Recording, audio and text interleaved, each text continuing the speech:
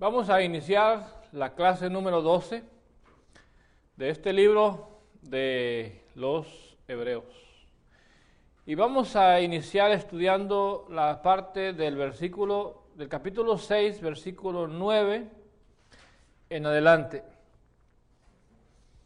Y el tema de esta parte de la Escritura, creo yo, según mi punto de vista, es que el tema es la firmeza y la seguridad del ancla del alma. Eso es lo que vamos a considerar. Vamos a leer del 9 en adelante.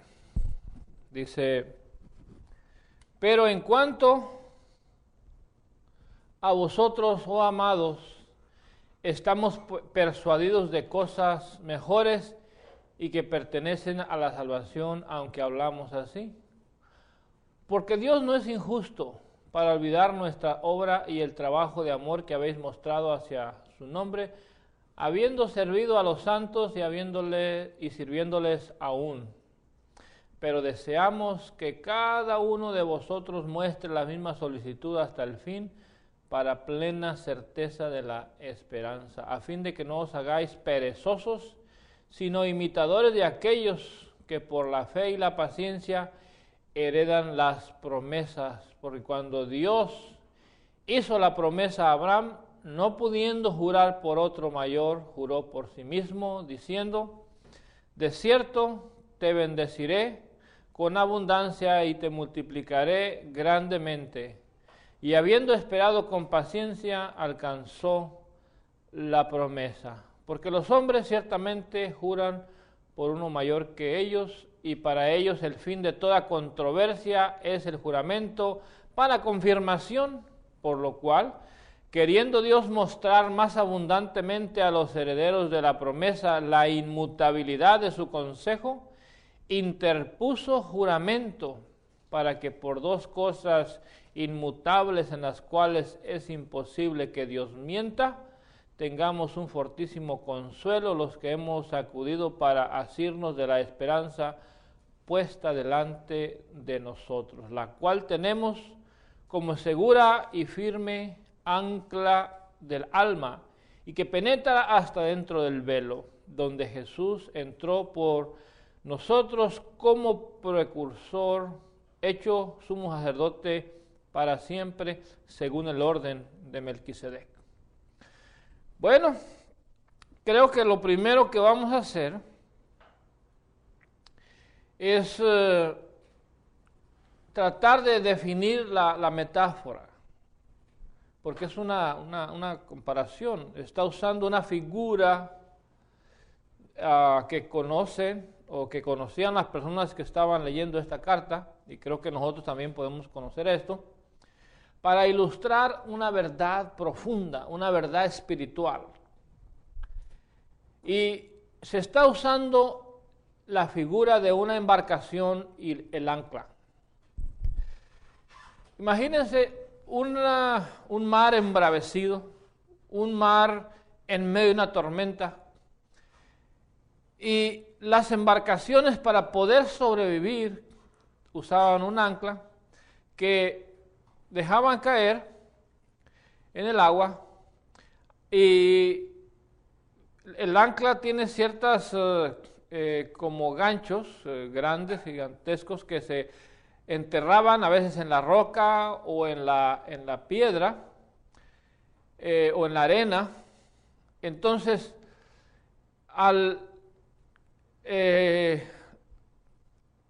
enterrarse o asegurarse el ancla en una parte segura, eso le daba estabilidad a la embarcación, en lugar de que fuera lanzada para otros lugares, porque una embarcación sin un ancla la puede mover miles de kilómetros. Sin embargo, cuando está anclada, está fija, está inmovible.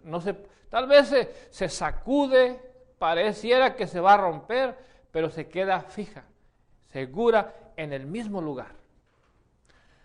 Esa es la figura que está usando el escritor. Y él dice que nosotros somos como las personas que estamos en la barca. Pero hay algo que nos conecta con lo firme. Así como el ancla se conecta con lo firme, o la barca se conecta con lo firme a través de un ancla, así nosotros estamos conectados con lo firme. En nuestro caso, lo firme es lo espiritual. Es Dios, es el cielo. Y el ancla es nuestra esperanza. Nuestra esperanza viaja y traspasa los cielos y penetra hasta, dice, detrás del velo. Y allá en lo seguro, allá se agarra.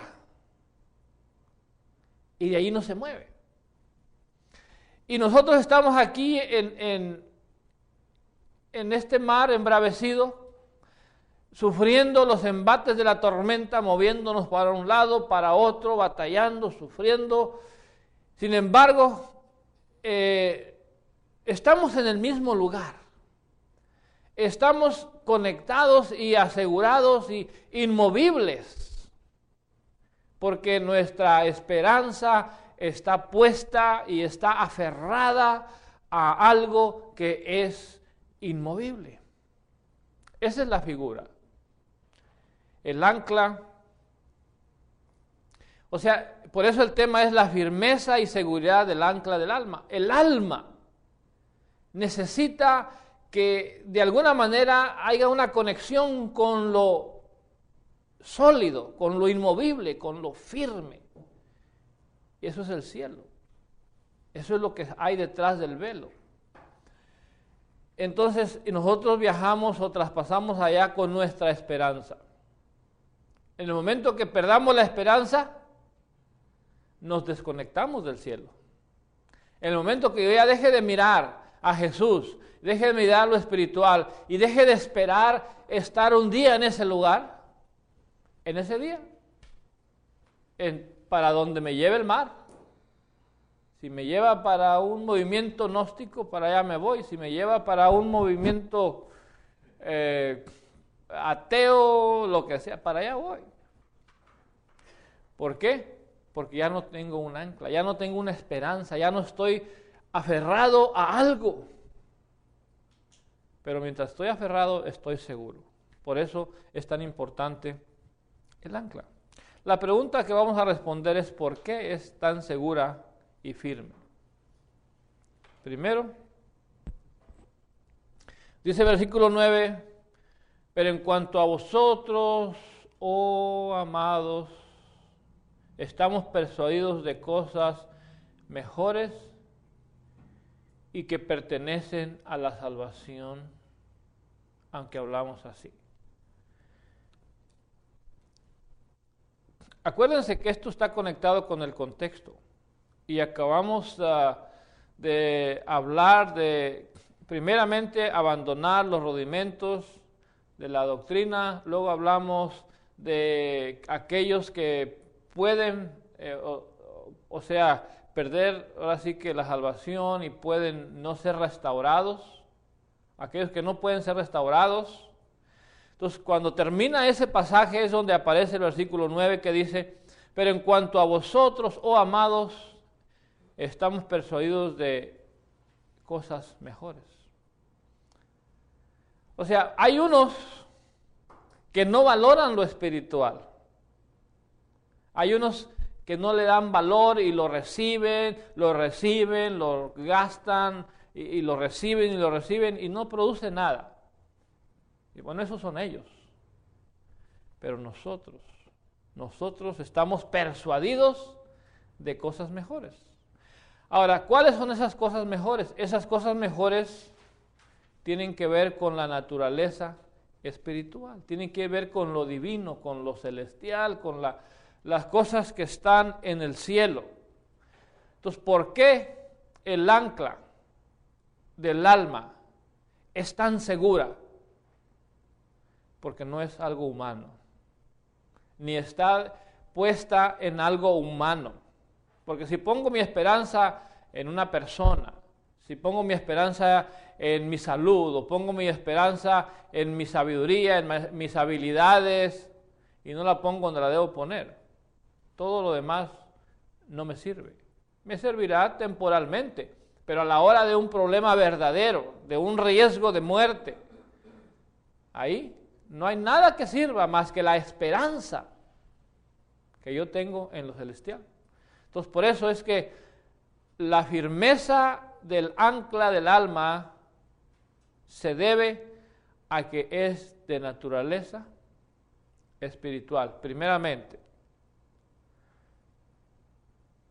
La segunda cosa se debe a que Dios no es injusto para olvidar nuestras obras y el trabajo de amor que habéis mostrado hacia su nombre, habiendo servido a los santos y sirviéndoles aún. ¿Sabes por qué la esperanza es firme y segura? Porque Dios no olvida. Y todo ese trabajo que has hecho, que quizás nadie te agradeció, que quizás hasta te lo criticaron, quizás hasta lo pasaron por desapercibido, y tú le pusiste ganas y lo hiciste con esmero, y lo que recibiste fue persecuciones, críticas, y hasta terminaste deprimido, deprimida, porque pues tú pusiste tu mejor esfuerzo en aquel trabajo, en aquel proyecto, en aquella congregación, y no pasó nada. Sin embargo, hay alguien que no olvida, y ese es nuestro Dios. Entonces, si tú estabas trabajando para Dios, Dios no va a olvidar.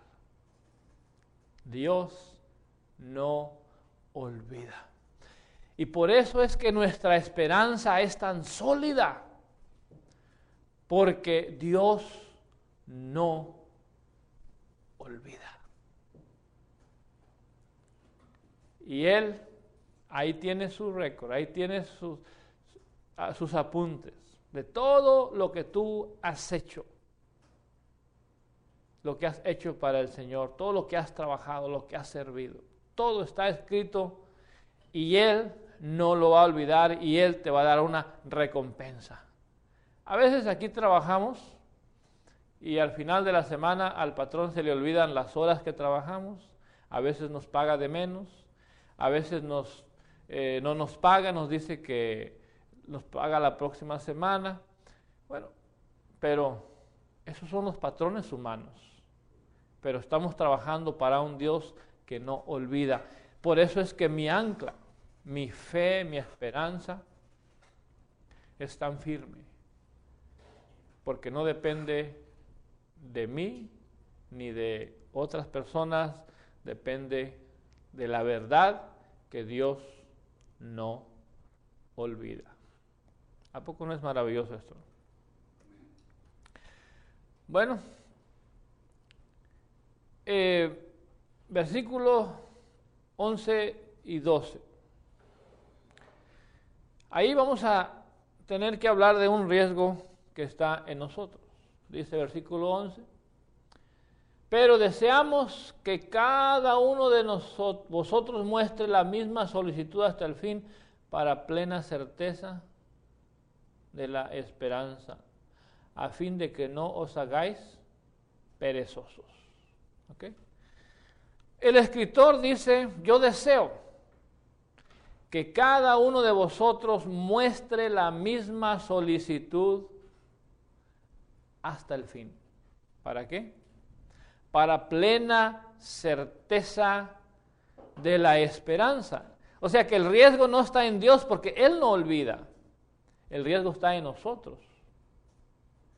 De que dejemos de mostrar la misma solicitud. Y es que a veces sucede.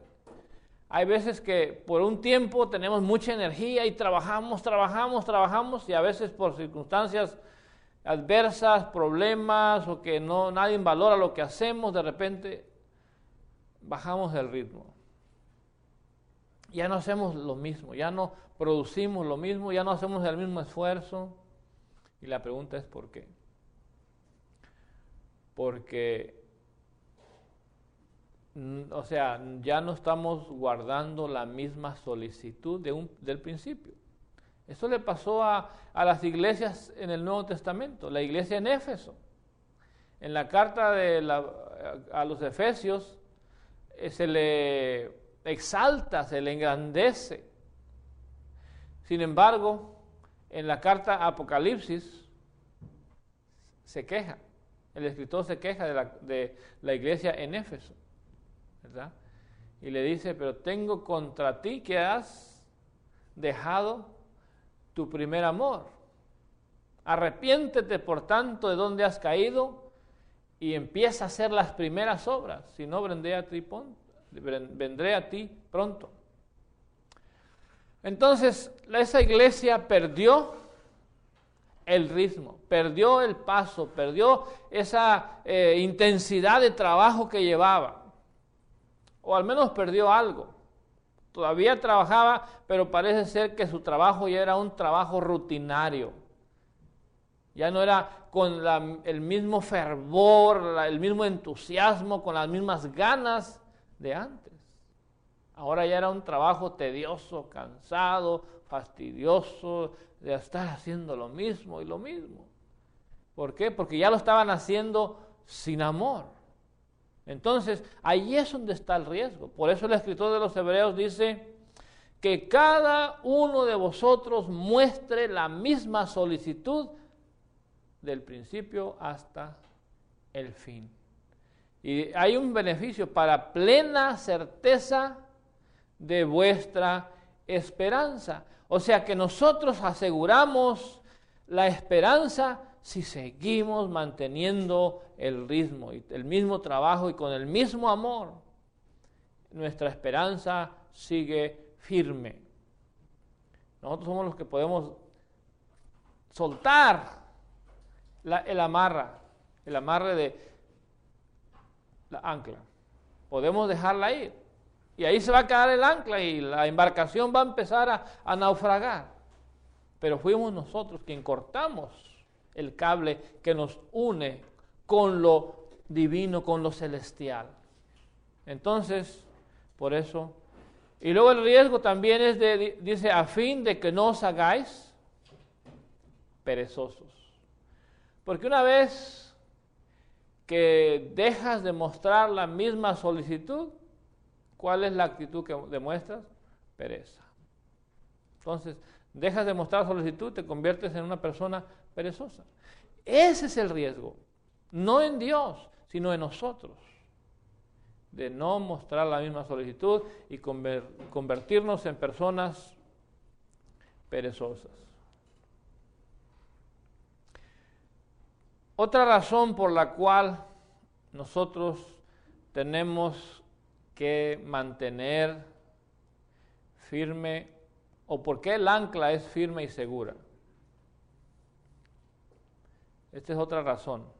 Versículos 12, la segunda parte en adelante. Dice, sino imitadores de aquellos que por la fe y la paciencia heredaron las promesas. O sea que en lugar de hacernos perezosos, el escritor dice, ustedes deben de imitar a aquellos que por la fe y la paciencia heredaron las promesas.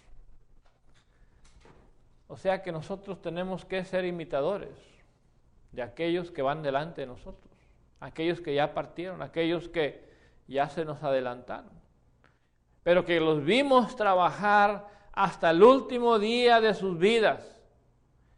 Y ellos se fueron con la plena certeza, la plena seguridad de que iban a estar con el Señor. Y por eso es que trabajaron hasta el último día de sus vidas, hasta el día en que el Señor los llamó. Entonces nosotros tenemos que seguir esos buenos ejemplos.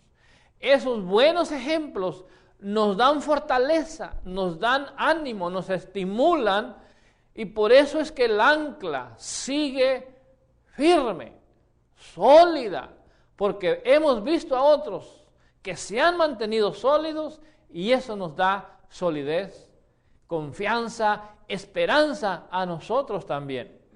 Por eso es tan importante los buenos ejemplos.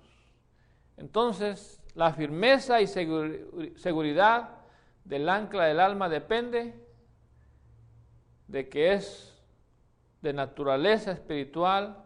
Dios no olvida, pero tenemos buenos ejemplos que nos ayudan a fortalecernos también. Pero además,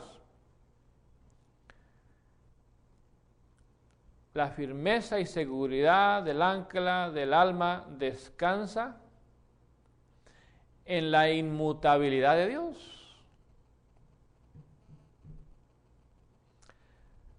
O sea que es firme, es sólida, es segura, porque descansa en la inmutabilidad de Dios. Mire lo que dice los versículos 16 al 19. Porque los hombres ciertamente juran por uno mayor que ellos, y para ellos el fin de toda controversia es el juramento para confirmación. Por lo cual, queriendo Dios mostrar más abundantemente a los herederos de la promesa la inmutabilidad de su consejo, interpuso juramento. Dios vio la necesidad de una confirmación, de darnos una seguridad, de darnos una solidez a los herederos de la promesa. Y entonces, para poder hacerlo, dice que Él interpuso juramento. Él juró. Él no debería jurar. Y no debería hacer el esfuerzo por convencernos. Sin embargo, lo hizo. Dice que interpuso juramento para que por dos cosas inmutables,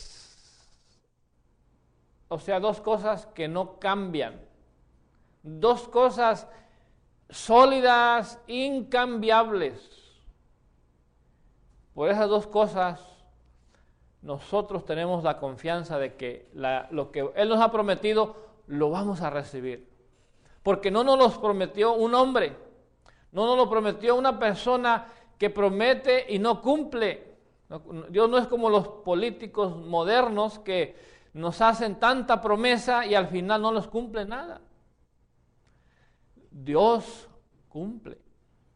Y para que nosotros nos convenzamos de que Él cumple, Él les dice, bueno, miren, así los hombres para poderse probar uno al otro que sus compromisos son sólidos, ellos hacen un juramento. Y cuando hay juramento, el que oye el juramento tiene que decir, está bien, te creo, te acepto, ya no tengo duda de ti. Me has jurado, me has dado la prueba máxima de que tus palabras son verdaderas. Entonces Dios dice, bueno, si así trabajan los hombres, entonces así voy a tener que hacerlo yo. Les voy a jurar, les juro que lo que les estoy diciendo es la verdad y que las promesas que les he hecho se las voy a cumplir. ¿Qué les parece? Entonces, por eso es que la esperanza mía y la tuya descansan en la inmutabilidad de Dios. Son sólidas, firmes, seguras, porque las hizo alguien que es inmutable, incambiable, sólido, seguro, inmovible. Por eso son sólidas.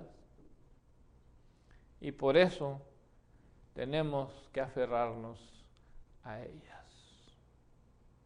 Porque vienen de aquel que no cambia. Todo hombre mentiroso, dice la Escritura, solo Dios verdadero. Bueno, entonces aquí concluimos esta parte, pero vamos a seguir adelante con otros argumentos. La firmeza también depende de que ya tenemos un precursor, y ese precursor es Cristo Jesús. ¿Qué es un precursor? Alguien que abre el camino, como Juan el Bautista, que venía abriendo el camino para que viniera Jesús. Bueno, el Señor Jesús es nuestro precursor, ¿en dónde? En los cielos. Jesús fue delante de nosotros a abrir camino, a preparar moradas, es lo que dice en el Evangelio de Juan, hablando ahí con sus discípulos. Él dice que en la casa de mi Padre muchas moradas hay. Voy pues a preparar lugar para vosotros, para que donde yo estoy, vosotros también estéis. Él es nuestro precursor, Él fue delante, Él ya abrió camino. Y por eso las promesas son seguras, porque las hace alguien que primeramente venía del cielo, rompió los cielos para entrar a la tierra, pero después los volvió a romper para entrar en los cielos. Bueno, ahí donde entró Jesús, ahí es donde vamos a ir nosotros. Esa es nuestra esperanza. Y el hecho de que alguien haya caminado con tanta firmeza, con tanta solidez, y haya enfilado su rostro a Jerusalén sabiendo que allí iba a encontrar azotes, golpes, maltratos y finalmente la muerte, y sin embargo pudo mirar con firmeza hacia Jerusalén y encaminarse hacia ese lugar. Esa seguridad con la que él caminó hacia la muerte. Sus discípulos le decían, Señor, no vayas. Pedro le decía, Señor, que no te acontezcan tales cosas. Y Cristo le dice, apártate de mí, Satanás, porque me eres tropiezo, porque no pones la vista en las cosas celestiales, sino en las terrenales. Cristo tenía su mirada en lo celestial, en lo eterno, en lo sólido, y por eso caminó con solidez hacia la cruz. Bueno, ¿y cómo hemos de caminar nosotros? Con solidez. Si no miramos y admiramos a aquel que es nuestro precursor, aquel que fue delante de nosotros. Por eso Cristo Jesús es nuestro precursor, y por eso es que la solidez de la esperanza que tenemos depende en que ya vimos, como dijo Juan, lo que vimos, oímos y palpamos tocante al verbo de vida. Eso es lo que les anunciamos. No venimos aquí con fábulas, con cuentos, con historietas, no. Venimos aquí con lo que hemos visto y oído, dijeron Pedro y Juan ahí ante el Sanedrín. Porque no podemos dejar de decir lo que hemos visto y oído. Y nos pueden golpear, nos pueden maltratar, nos pueden hacer lo que quieran. No podemos callar. ¿Por qué? Porque es algo que vimos y oímos y palpamos y tocamos y olimos, disfrutamos, tocante al verbo de vida. Entonces, esa seguridad de Jesús, esa firmeza para llegar a la cruz y luego resucitar y subir al cielo, eso nos da seguridad. Entonces el ancla, mi esperanza, es sólida. Y es sólida porque tengo un precursor que fue delante de mí a enseñarme el camino.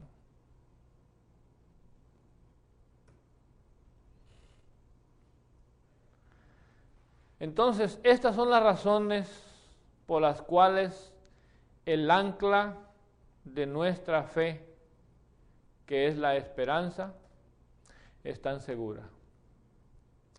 Primeramente, es firme y segura porque es de naturaleza espiritual. Segundo, es firme y segura porque descansa en la realidad de que Dios no olvida nuestro trabajo. Es firme y segura porque otros ya se aferraron a ella antes que nosotros y caminaron con paciencia la carrera que tenían por delante. Es firme y segura porque descansa en la inmutabilidad de Dios, o sea que descansa en la verdad de que Dios no cambia. Y finalmente, es firme y segura porque nuestro Señor Jesucristo ya caminó delante de nosotros hacia ese lugar. Y ahí donde está Él, ahí es donde está nuestra esperanza. Ahí donde está Jesús, ahí está mi esperanza, ahí está mi ancla, y yo estoy aquí aferrado, no me quiero soltar, no me debo soltar, porque cuando me suelte, mi embarcación se va a ir a pique. Pero mientras yo siga aferrado, habrá tormentas, habrá huracanes, habrá problemas, pero yo estoy aferrado, y eso me va a mantener a mí firme hasta el fin. Bueno, ahí terminamos, ahora sí, esta parte de la firmeza del ancla, la firmeza y seguridad del ancla del alma. O sea, ¿por qué el ancla del alma es tan firme y tan sólida, tan segura? Bueno, ya les dije las razones. Entonces vamos a terminar aquí y vamos a ir a otra parte, todavía nos queda un poco de tiempo. Y vamos a entrar en el tema del sacerdocio de Jesús. El sacerdocio de Jesús. Bueno, tenemos aquí el capítulo 7, nos habla del sacerdocio de Jesús. Y la primera parte tiene que ver con el asunto de Melquisedec. Y un tema muy apasionante, un tema que a mí me fascina porque tiene misterios y tiene partes que son un misterio, son incomprensibles, pero que nos dan cierta luz en cuanto a algunas cosas espirituales muy importantes. ¿Okay? Una de las preguntas es, ¿quién es Melquisedec?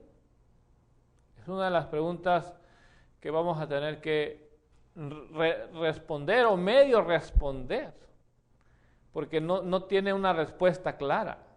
Hay insinuaciones, hay evidencias, y creo que evidencias bastante sólidas en cuanto a la naturaleza de Melquisedec, pero no hay una frase determinante que asegure que Melquisedec era el mismo que el Señor Jesús, porque esa es una de las preguntas, si Melquisedec era Jesús o era un personaje o no era nadie, simplemente era alguien inventado, ¿verdad?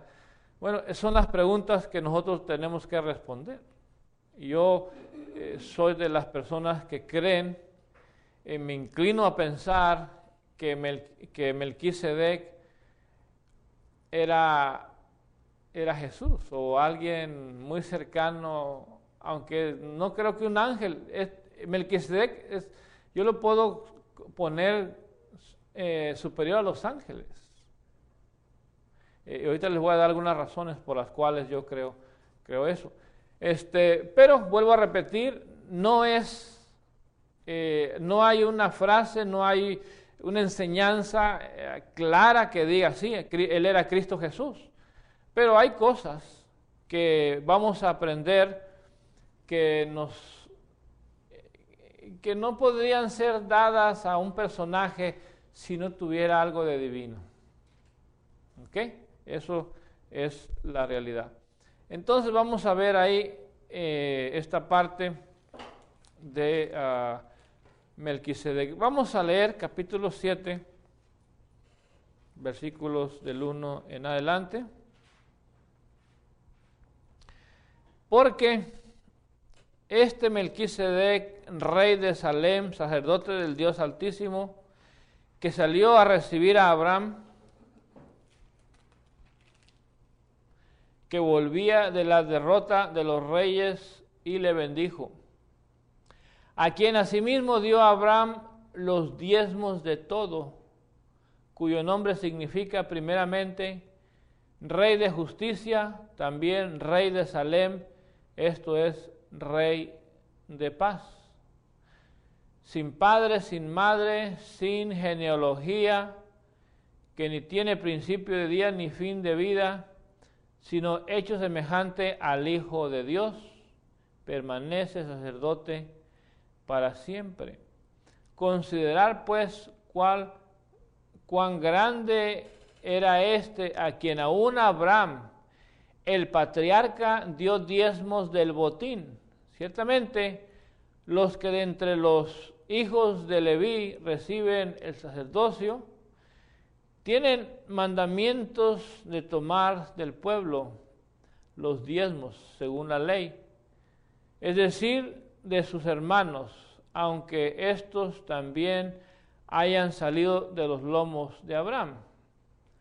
Pero aquel cuya genealogía no es contada de entre ellos, tomó de Abraham los diezmos y bendijo al que tenía las promesas. Y sin discusión alguna, el menor es bendecido por el mayor. Y aquí ciertamente recibe los diezmos hombres mortales, pero allá uno de quien se da testimonio de que vive. Y por decirlo así, en Abraham pagó el diezmo también Leví, que recibió los diezmos, porque aún estaba en los lomos de su padre cuando Melquisedec le salió al encuentro. Así pues, si pues la perfección fuese por el sacerdocio levítico, ciertamente bajo él recibió el pueblo la ley. ¿Qué necesidad habría aún de que se levantara otro sacerdote según el orden de Melquisedec, que no fue llamado según el orden de Aarón? Aunque cambiando el sacerdocio, necesario es que haya también cambio de ley. Y he aquí, de quien se dice es de otra tribu, de la cual nadie sirvió al altar, porque manifiesto es que nuestro Señor vino de la tribu de Judá, de la cual nada habló Moisés tocante al sacerdocio, y eso es que nos manifestó si a semejanza de Melquisedec se levanta un sumo sacerdote. Bien, entonces ahí tenemos nosotros un pasaje muy interesante que habla del sacerdocio de Melquisedec.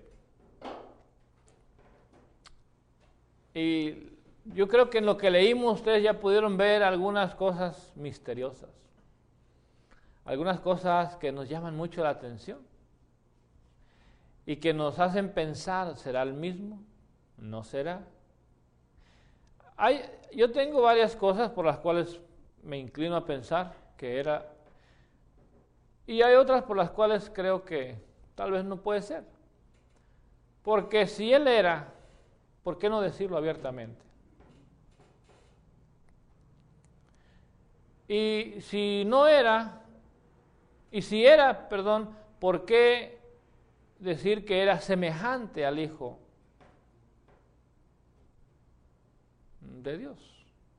¿Verdad? Esos son los argumentos en contra. Si era, aunque Dios no siempre nos dice las cosas. ¿Ok? Y en Apocalipsis se habla de uno semejante al Hijo del Hombre. Y nosotros no hay en duda de que está hablando de Jesús. Entonces el hecho de hablar de semejanza no quiere decir que no pueda ser el mismo. ¿Okay? Entonces, esos son los argumentos en contra de que tal vez Él es o no es el Hijo de Dios, o Jesús. ¿Okay? Pero vamos a ver sus características. Primeramente, Él era un sacerdote del Dios Altísimo. O sea que Él no era sacerdote de una tribu, Él no era sacerdote de un pueblo, bueno, era sacerdote de Salem. Lo que sucede es que Salem significa paz, entonces no es muy claro si al hablar de Salem habla de un pueblo o habla de del adjetivo paz. ¿Sí me explico? Entonces, por eso, el que diga rey de Salem no significa que era rey de un pueblo que se llamaba Salem. Tampoco Jerusalén, que es un pueblo, ¿verdad? Entonces, pero él es sacerdote del Dios Altísimo. O sea, hay una conexión, hay un llamamiento, hay una función ya bien establecida del sacerdocio. Pero él respondía directamente ¿a quién? A Dios. ¿Ok? Y estaba funcionando como sacerdote. Hacía el trabajo de sacerdote. Y dice,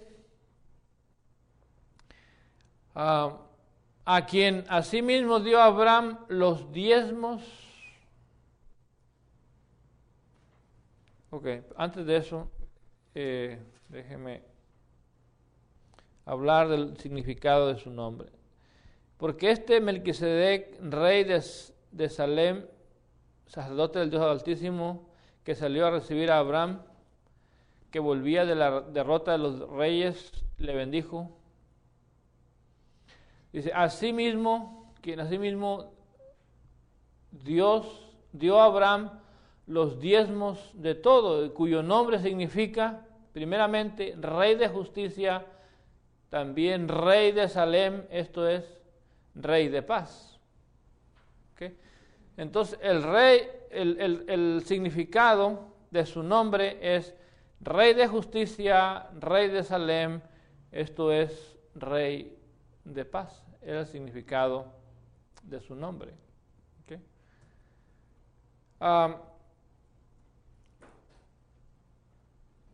Ahorita vamos a hablar un poquito más sobre lo que menciona ahí en el versículo 2, que Abraham dio los diezmos de todo. Pero la segunda característica de Melquisedec, que es muy interesante, es que ahí la Escritura lo describe sin padre, sin madre, sin genealogía. Dice, sin padre, sin madre, sin genealogía, que ni tiene principio de días, ni fin de vida. Ni tiene principio de días, ni fin de vida. Ahora, ¿cuál es el significado de estas palabras? No nació, no murió, sin principio de días, sin fin de vida. Aunque puede significar, por ejemplo, sin padre, sin madre, sin genealogía, puede significar que no es conocida. No es que no haya tenido, es que no se conoce, ¿verdad? Eso es una posible explicación. Y la otra es que él, pues, cuando dice sin principio de días y sin fin de vida, es que simplemente nadie sabe, si no se conocen sus padres, tampoco se conocían el día de su nacimiento, y tampoco se conoció el día de su muerte, ¿verdad? Vivió, lo conocieron, y después ya nadie sabe de él. Bueno, eso podría ser una explicación a la frase sin principio de días ni fin de vida. Pero vamos a continuar este estudio interesante la próxima clase. Aquí terminamos. Gracias por su atención.